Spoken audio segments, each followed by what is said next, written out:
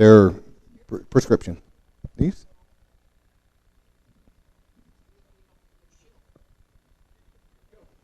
Yeah. Good evening. My name is John Holderman, and I thought I would do a demo on making, there you go, cut up, a toothpick holder. My father came down this last August during SWAT, and he brought a rolling pin he made. And he cuts and laminates the wood, and then cuts it on a bias, and there's some pieces left over. And that's where these pieces are sitting over here. Instead of throwing it away, he takes and he puts it to use, and he makes little toothpick holders. Let me see where we're at. And he makes them in various pieces, so I thought I would try and do a little demo on that. And before I actually get started, one of the things I like to do is I hate to copy someone else's design exactly, so I try and change it a little bit. So I went through my own design process, and I played with a design.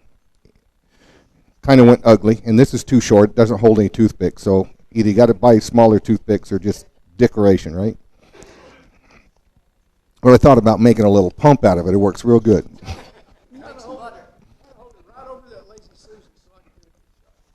Okay. Well, it's right here. I'm looking at it right here. Okay. All right. So, and this is a piece of the catalpa that Kevin Bassett gave us. But it's kind of ugly. But that's one of the design thoughts. So I took a little smaller piece of wood, and I did it out of maple. And I said, that ain't right. So I played with it, and then I came out with a piece of silver maple. It was a little bit broader, and I thought I got a pretty good design out of it. What I like about it, I was showing this to someone at Wood World, and they said, you don't even have to open it. You can just shake them out that way because there's a little hole in the top. But that piece of bark's pretty ragged. No, I don't. I'm out of I got to stop on the way home and pick toothpicks. Yeah, probably after tonight we may have a few.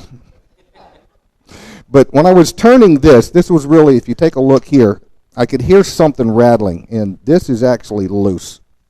You can't see it very much. But I got scared when I got down there. That part was almost ready to come off, so I had to turn this fairly slow. But that's what we're going to do tonight, is make one that looks something like this. And I'll show you the process I use. And the first thing I do is I take a piece of wood that's about 6-7 inches long, and I'll round it between centers, and then I'll take a little piece off here. You need it about 4 1/4 inches for the height of the overall height when you're done. So I'll cut the lid off, and we're going to start with the lid because you need to cut the little piece in here, the little ridge, that's got to set in here. And before you cut that, you need to know the size of the lid. So we're going to cut the lid first, and then we're going to do the body.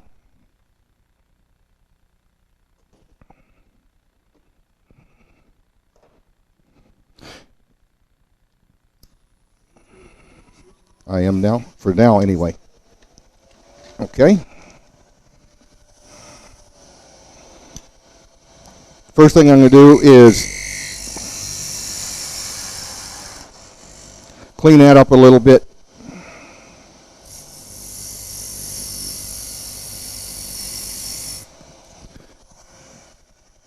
And what I've set,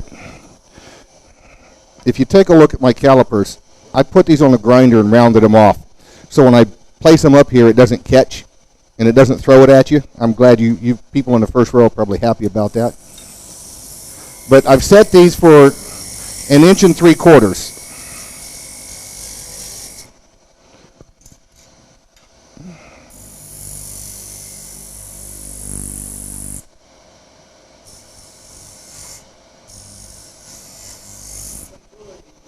This is a beading and parting tool.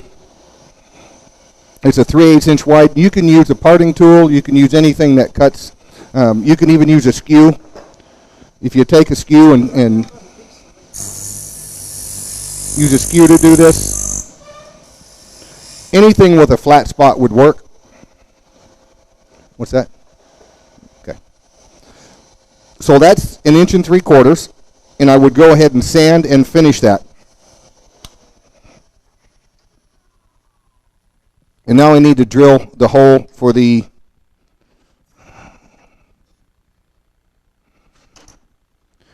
there's going to be a piece in here that sets this way that holds the little toothpick holder in here. So I'm going to drill the hole at 1/4 inch for that, and I'm going to drill it all the way through, and so I can put the finial on the top. Do that all right now. And what I did is went down to CDC and got me an end bill that's 1/4 inch. These are nice because they're not that long. They're easy to carry. You can put them in your pocket. They got little holders. And since they're machine equipment, they're a lot more accurate than a regular drill.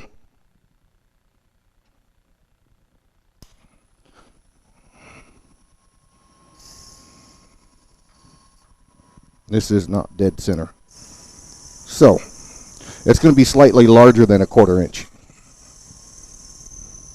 I also go down, and I normally, when I'm centered, I will put this all the way through so I get it slightly chamfered end. And the reason I do that is this is a rounded, so it sets right up in there, and that way it's flush and all the glue is inside. So that's done. Get this elbow disaster out of the way. That's going to need that here in a second. And I'll set this aside. And the distance here is really immaterial. You can make it thin or make it thick. I usually make it maybe 3/16 to 1/4 inch.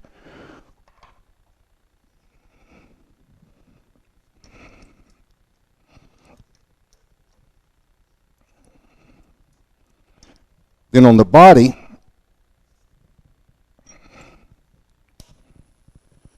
slightly out of round. So I'll round it up, make sure this is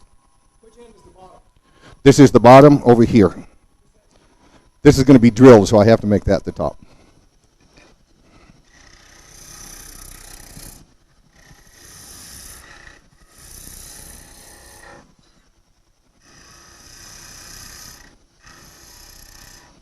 Okay. Where's my... There it is. You need a Forstner bit with an extension on it,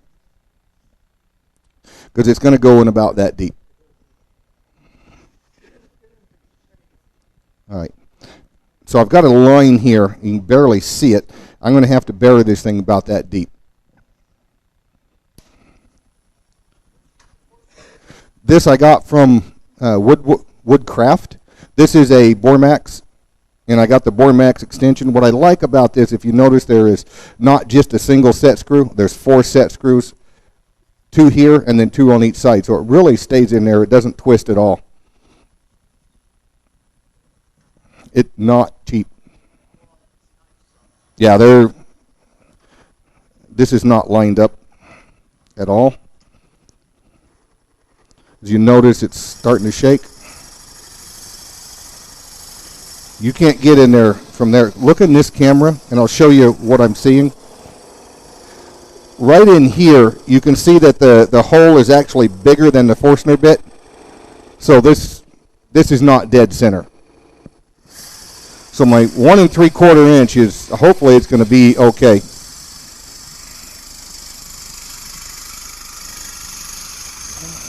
When you're drilling with a Forstner bit, you want to drill slow. You want to keep this somewhere around 500 RPM. You don't want to go much faster than that. And you want to keep backing it up. Clear this out. Don't let it get clogged in there.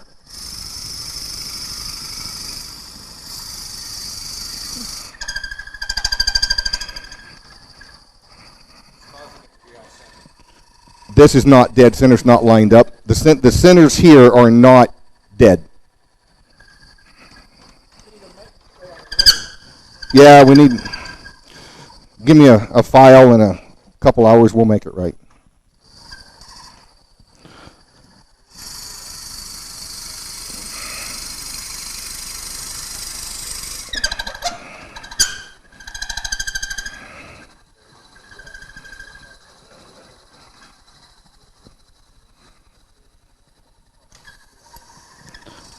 And we'll clean this.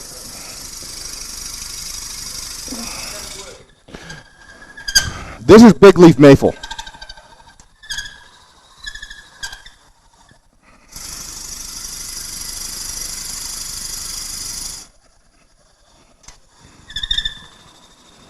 When you back this out, if you do it like this, hold this. If you don't, this will come out of the tenon, the mortise too.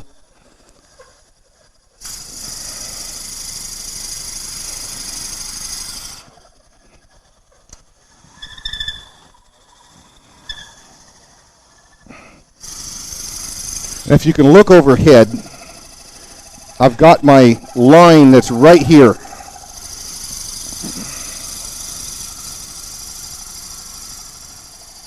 There's my depth.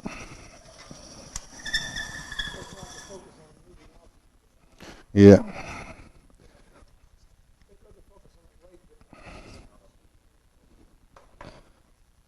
Now I'm going to remove this because I need to get in here and clean that inside up. You need to make sure this hole is smooth, because if it's got any catches in there, you'll put toothpicks in there, and when you try slide it out, that toothpick will catch and you'll make a safe. You're not going to open it. So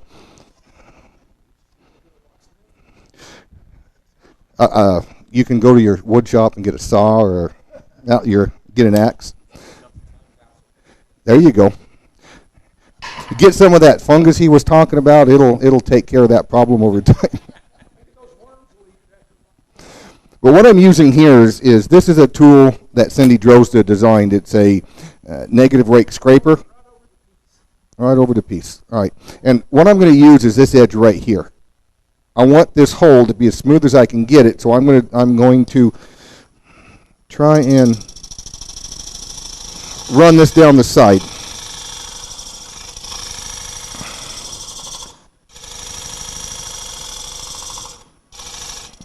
And I want to run it till I can stop. I feel the vibration stop.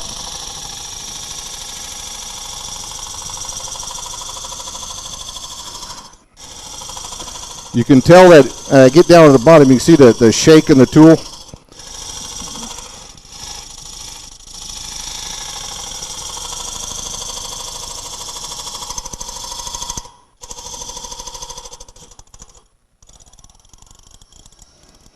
This you can turn it up.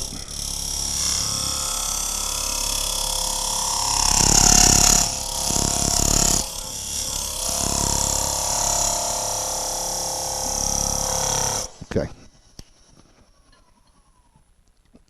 Then I would also probably take some 120 grit sandpaper and get in there and just sand it. Make sure there's nothing bad in there. We won't do that tonight. Then I need to fit the lid.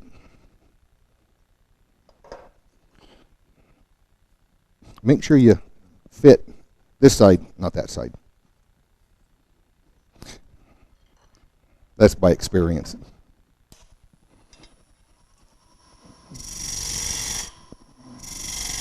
And I usually only take a small chunk out of this until I get it to fit. And I want a fairly tight fit, because I'm going to put the lid in here, then I'm going to bring the tailstock up here, and I'm going to put my shape with the lid on it. And this is where I decide a couple things. Am I going to have the lid set in the center like this, or am I going to have the lid like this? So if you've got enough wood, I don't have a whole lot of wood on this piece. Let me see if we can. There we go. You can see this is not real thick here, so I don't have a lot of wood to play with. So I'll probably try and do something like this, where it's got the lid actually sets inside.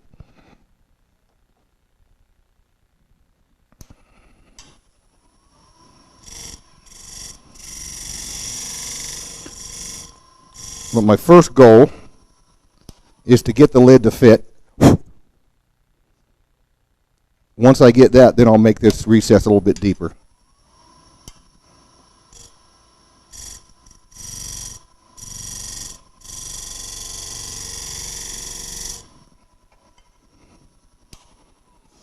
And this can be a tedious process. It's kind of like fitting a jam chuck.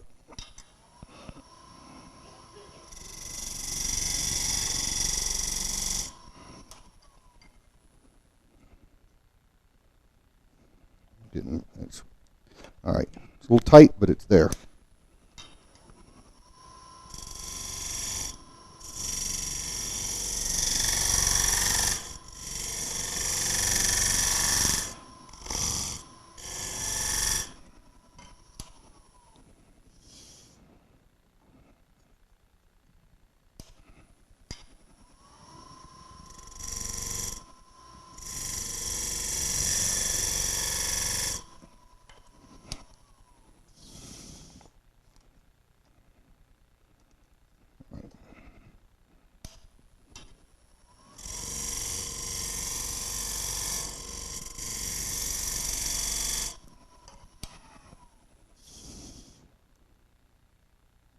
There we go. Kind of hard to see where the grain lines up, but try and line the grain up best I can. Then what I use is another tool from Cindy Drozda. I hope this is going to line up. This little tip is a insert for the one-way. It fits in there, and it actually, it's better than one-way tip for this because it's a little wider and it sticks out a little more for it, so it protrudes. Yeah, this is okay. Now what I can do is shape the box.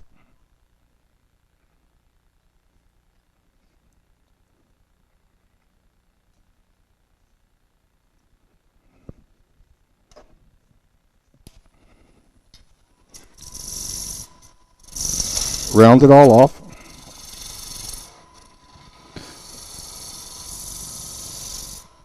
And this is where I think I've got a little more to go. This here is not setting in there right. What was that? Oh, okay.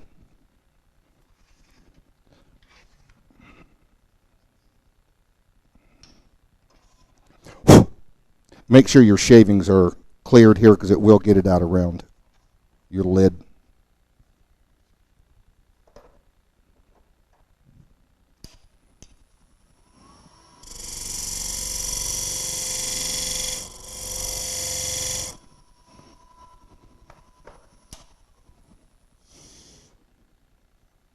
There.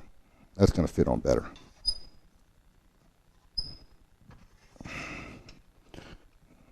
Is Hugo here? Is Hugo here? We talked about like this. Okay, lathe maintenance.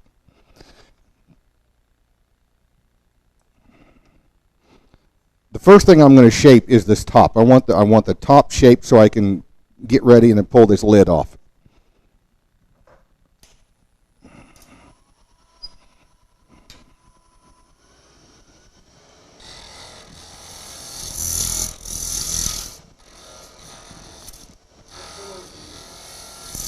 What's that? This is called a skew, and it's the radius skew from Allen Lacer.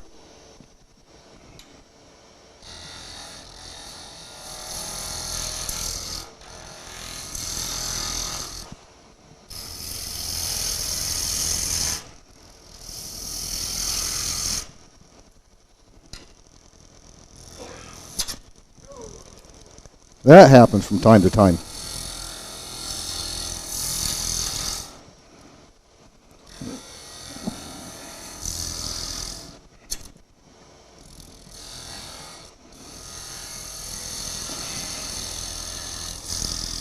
That happens because I had the tool touching the wood before I put it on the tool rest there.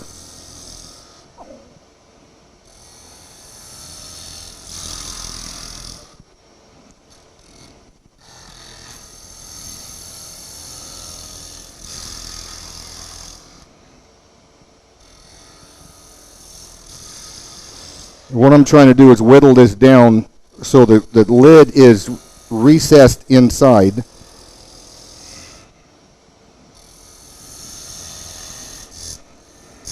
There.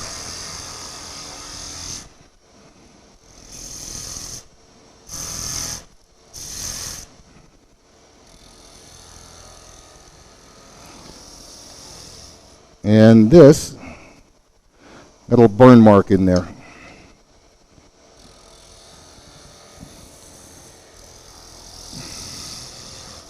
Okay.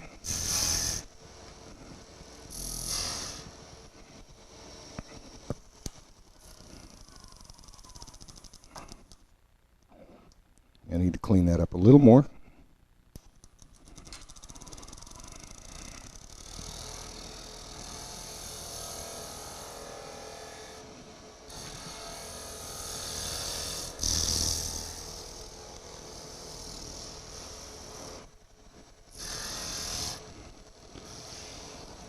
At this point, well, kind of too late. I'd get this down as thin as I could, and I would normally sand this right now. And at home, I've got a little random orbital sander that I'll use, make it nice and clean. I've got a little bump there. I don't know if this lid is going to come out when I get down here. We'll see what happens. Yep. Okay. So the lid, the top part is done. I would sand this whole top, and I'd remove the lid. Get rid of that. I don't need it anymore.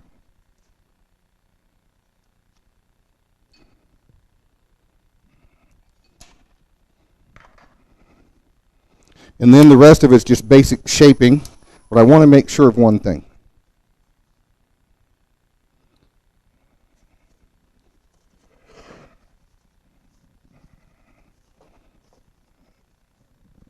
I need to make sure where my bottom is.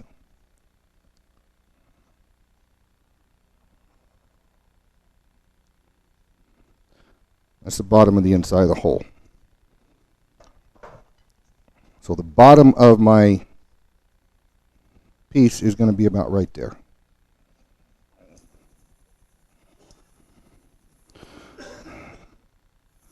Anywhere in there.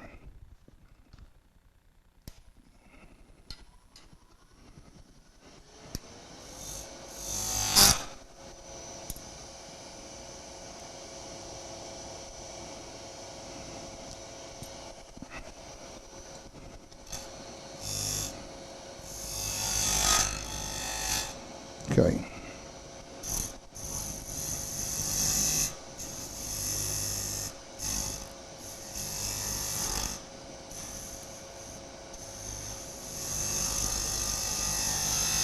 Okay. Now, you notice that I had some skew marks in here. We're going to get rid of those slowly.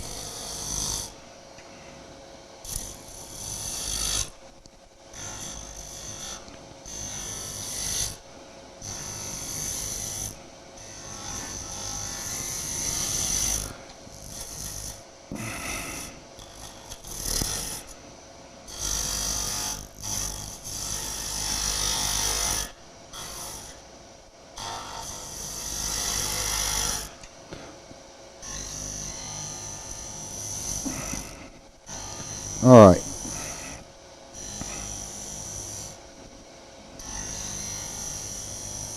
Now I'm going to make this more like a peanut shape. It's a shape I've come to start using. What I've done is I've set another set of calipers at 2 inches. That way I leave enough room in here so it's got a little bit of strength to it, but I don't go all the way through. So I test that every now and then. Since my hole is a little larger than 1.5 inches, that should give me enough room to do the shaping, the sanding, and leave strength in there.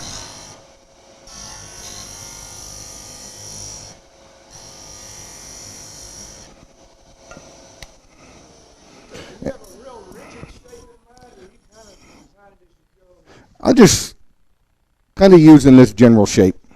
It's not real rigid. It's one that I've seen it in several different things. I've seen salt and pepper shakers or grinders set out of it. And it works, yeah. Sometimes the wood gives you opportunities, if that's the way you put it, right? Sometimes the tools like these, the skew gives you lots of opportunities to make changes. Yes.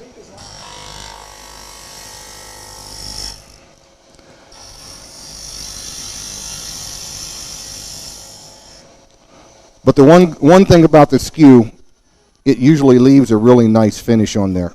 So I've got some ways to go, but I'm not going to bore you with all that. But the general shape is there.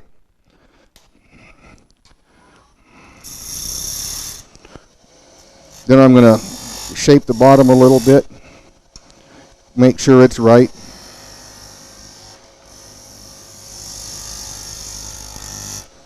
That'll work.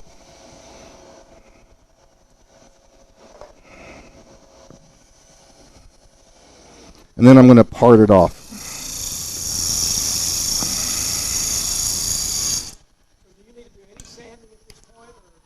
I get this down to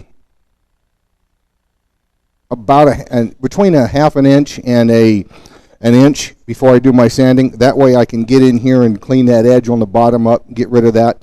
And I can also make sure, look in here and make sure I'm at a slight angle. So when I want to part this off, I'm going to cut at a angle this way. That way I've got, it's not rounded bottom, it'll set straight. But you don't have to sand this before you take it off, because we can sand it at the next step, and I'll show you that. And what I'll do, all right.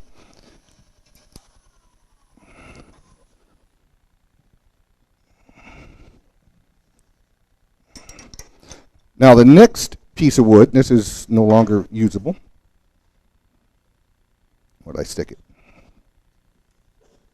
Aha. This is a piece of very soft pallet wood.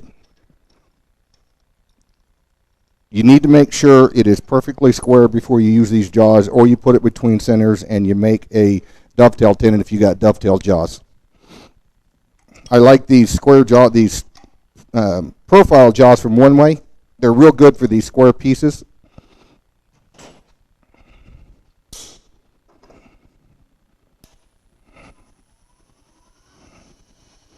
And I'm going to round this off.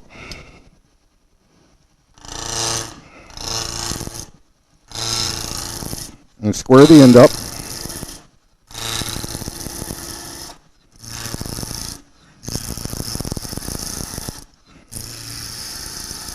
I'm getting you guys in the front, not on purpose. Like Gallagher, you have this plastic piece. I want this piece fairly square. I'm going to dig into it here in a bit, but it needs to be the size of the hole.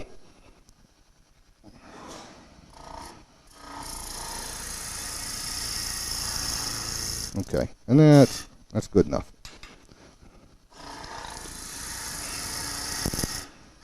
Get rid of some of this.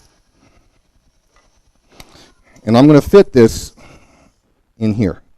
And it's going to slide all the way in. That's going to give me two things. It's going to give me a place to sand, and it's going to make the little bucket in the bottom when I'm done. Since this is usually pallet wood, it's free. It's easy to...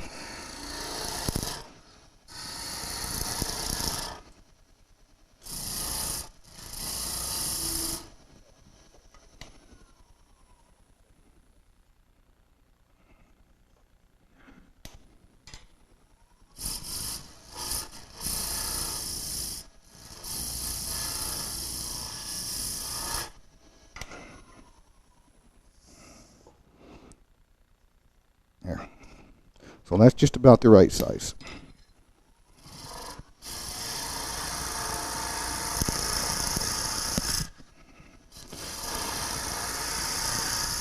I don't know what wood this is, but it's very soft,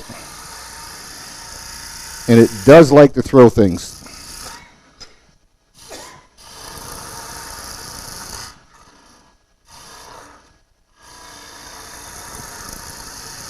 Okay.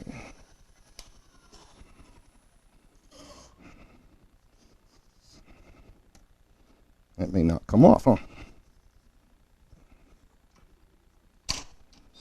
There we go.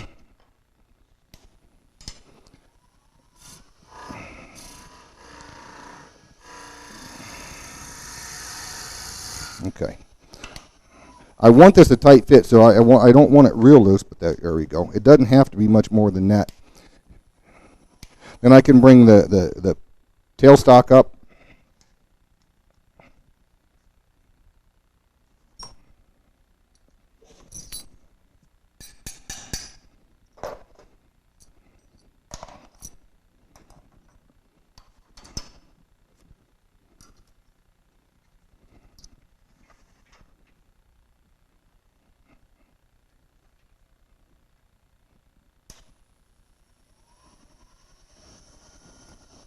And you remember this thing's not quite square, so we're going to have a little bit of rotation. But now you can do all your sanding and all that.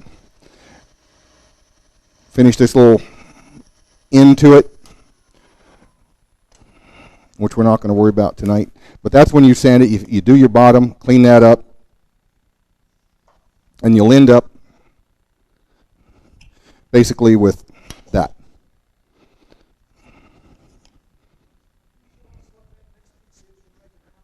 Yes, we can. All right. So what I'm doing is I am making this bucket, and I'm gonna clean this piece out. I'm gonna come up. I'm gonna drill the little 1/4-inch hole, the recess, and then I'm gonna size it. Then I can hollow it out to make this bucket, cut it off, and this piece comes off the lathe. We go to the next step. That's what I'm doing now.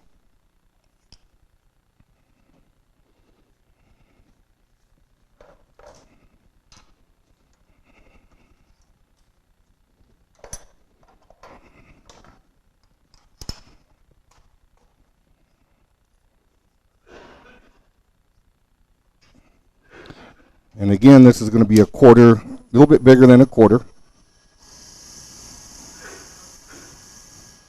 And I'm going to drill it all the way through.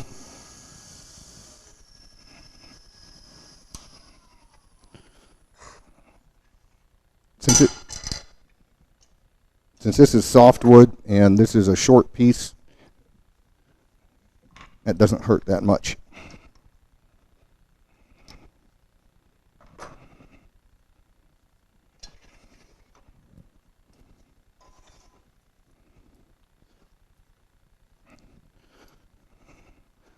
Now, since I know this piece fits inside, I'll sand it now. It'll take a little bit off. This is real soft wood, so it will take a little more off the edges.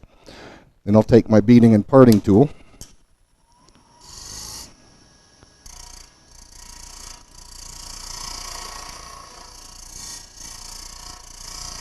Just to square that up. And I'm going to dig some of this out like this.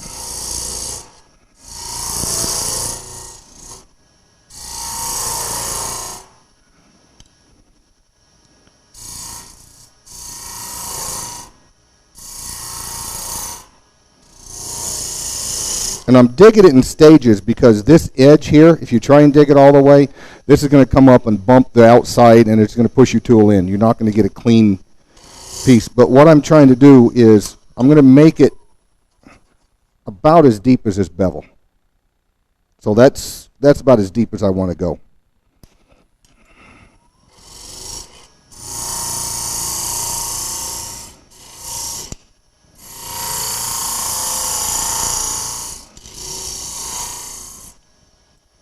All right.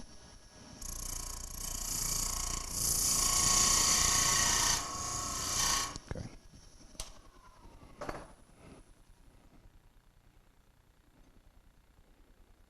Now I'll sand that. I want these edges, don't leave these edges sharp, because if you get in here when you're cutting, they will cut you. So sand these round them off. and then we part it off.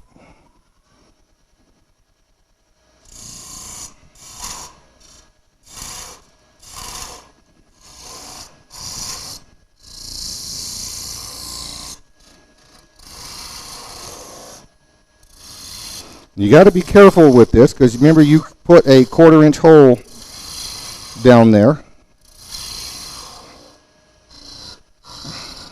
And I'm using the skew so I can minimize the need for sanding on the bottom of this. And it's got a slight round to it.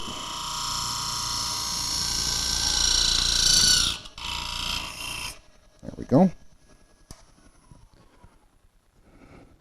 Where's my, there it is. Take your little 1/4 inch piece, clean that out. And then you got your little bevel there again. This is not real clean wood, so.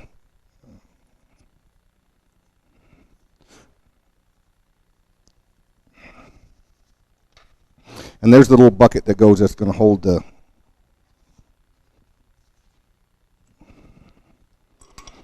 toothpicks.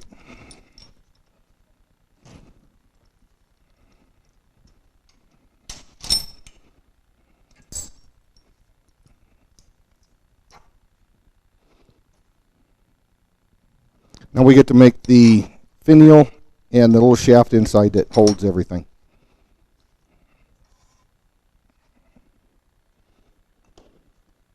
Got some mesquite here. What's that? Which? Yes, they are 2 pieces. I do make them from the same type of wood. Well, this is mesquite, which is fairly popular around here. And I usually do the finial first.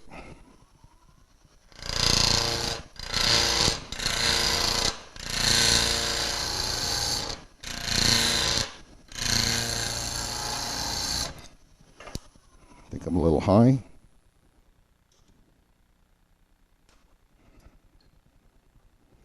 There we go.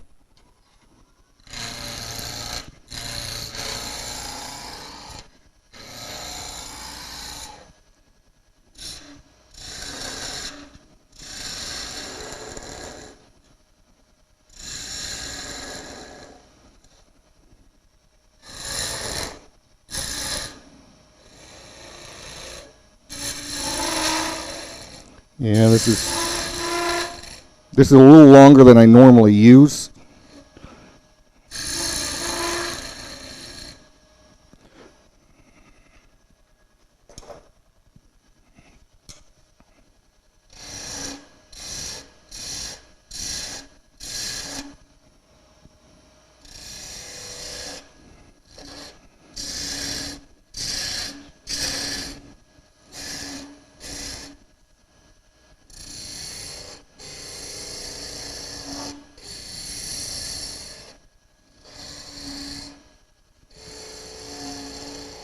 I think I've got this tool that's a little high for,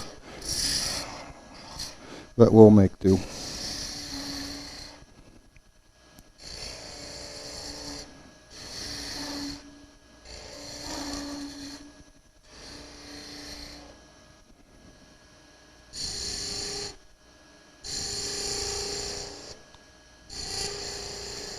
Then I would sand this.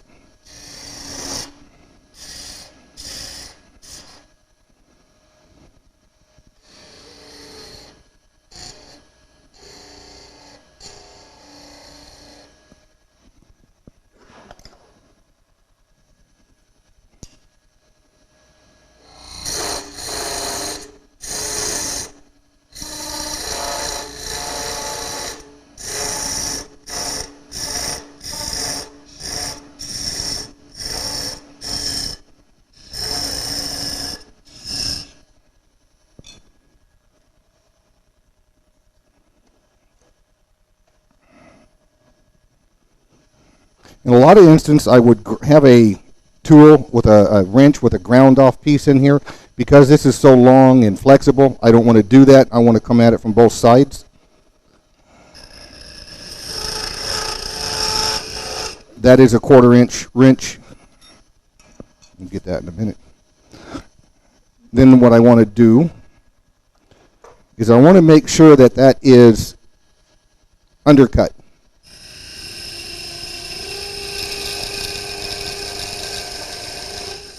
Okay.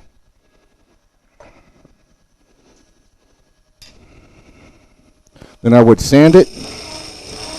And if you want to put a friction polish on it or some kind of finish on it, you can do that now.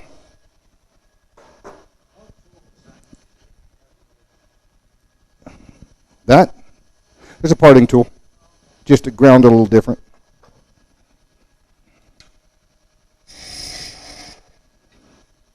I like to use a skew for these little pieces to part off with, because you don't have a little button at the bottom when you can't sand out when you do it with a parting tool.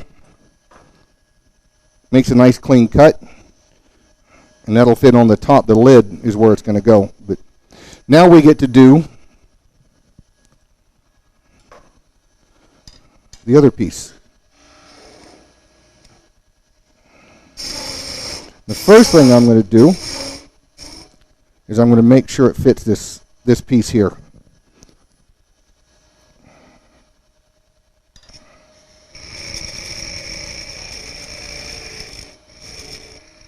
Okay.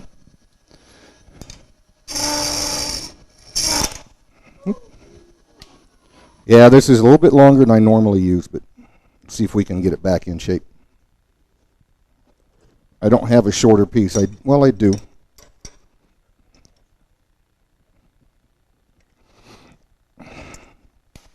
Now, let's do something else. I'm going to try it with a shorter piece here.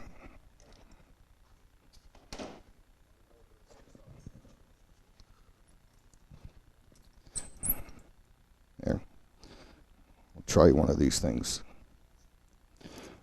These work great for pins, and I've made finials for Christmas ornaments with them. So they're really pretty, so we'll try that. First test, though. Is it long enough? It'll work. And for the piece that sets in here, the finial and the stem, I use the same kind of wood, but I usually find scrap wood. I don't really care what kind of wood it is. Yeah, well.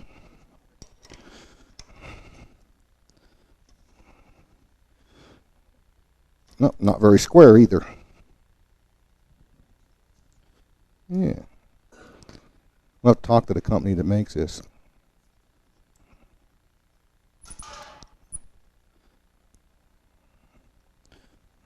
Nope, that's not. Well, maybe. Tighten it down. See if that works.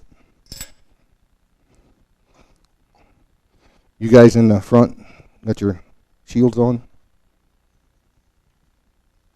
I don't foresee any problems.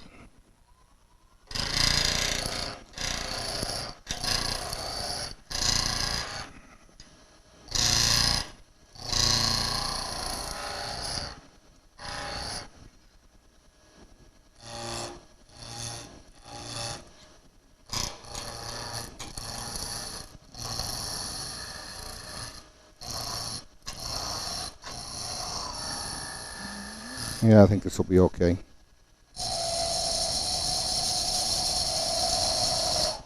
One thing you're doing is take small bites. Don't try and grab a whole bunch, whether you're using a parting tool or whatever you're using. Take it in small chunks. You can always extend it, but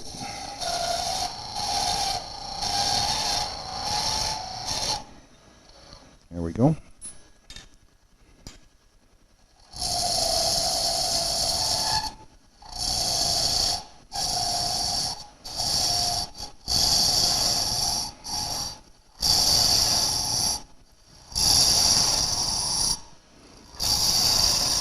I want to get this small enough that I can make my little bevel here. There we go.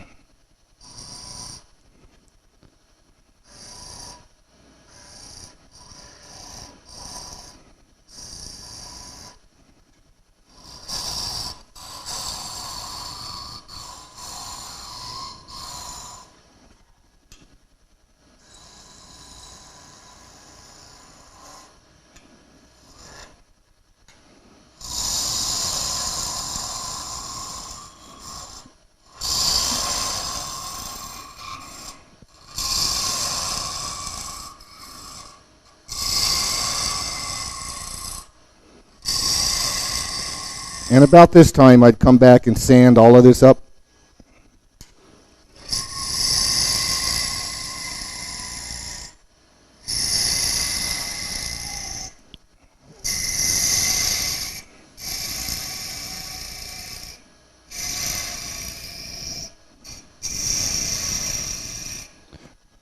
Next thing I want to do, 220, 240. On something like this big leaf maple, I may go as far as 400, but I don't, 320, 400. I usually don't go much more than that. There's my pencil.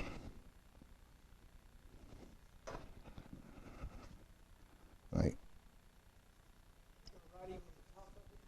This is the top of my box. I need to go shorter than that because that's the top of the lid as well. So the finial is going to fit in there. I need to come down. This should not touch the bottom of the box. That way you have room for expansion of pieces. So I come in about 1/4 of an inch. That's the top of my, let me see here. I can even go a little smaller than that. I come, well, maybe 3/8 of an inch shorter. And as long as there's room for toothpicks, the length of this is really immaterial. Then I'll finish it up.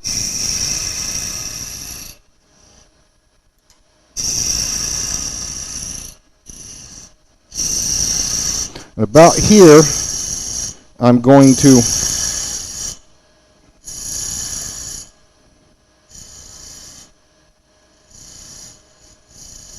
make my bevel. That's where I'm at for marking. And I'll clean this up.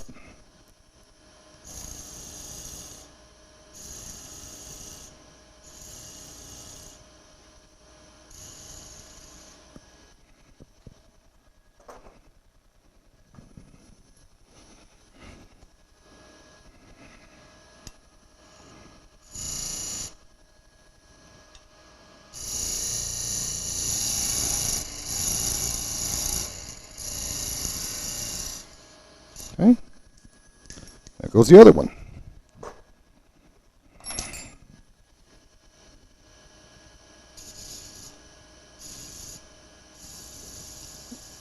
Okay, and again, just line that up, sand it.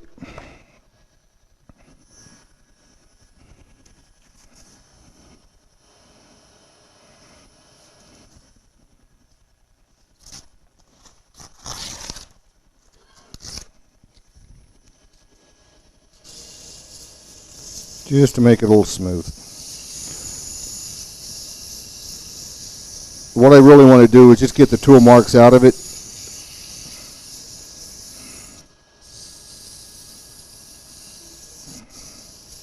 Okay. And I'll part that off.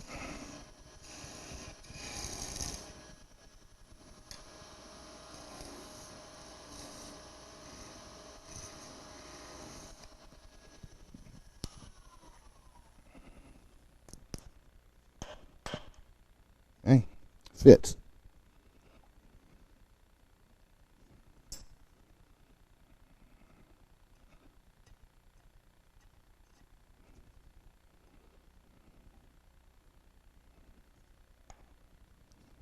And this piece fits in here. I didn't bring any super glue. That fits on there. Slow that down and do that again. And yeah, I will. I got it. Need a high-speed camera.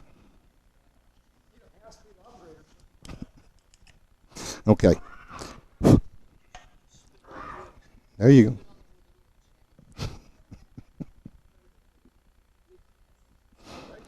Yeah, then when it dries, it'll come apart and everything will, yeah, there you go. So it fit in here, and I usually use epoxy to keep this on. You could probably use Tight Bond or any type of wood glue, but epoxy I find is more controllable. And then I'll set this Let it set like that. Yeah, there's a slight problem. One of these is too long.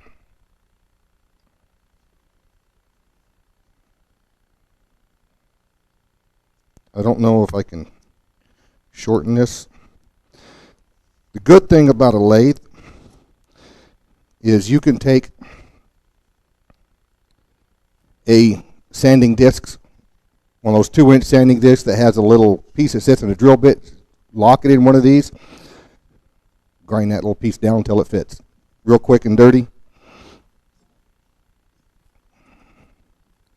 And then glue that together, and there's your box.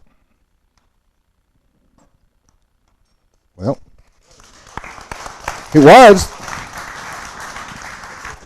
That's what it looks like in the end. Ah, thank you. And there you have a little toothpick holder. Sanded and pretty. There you go.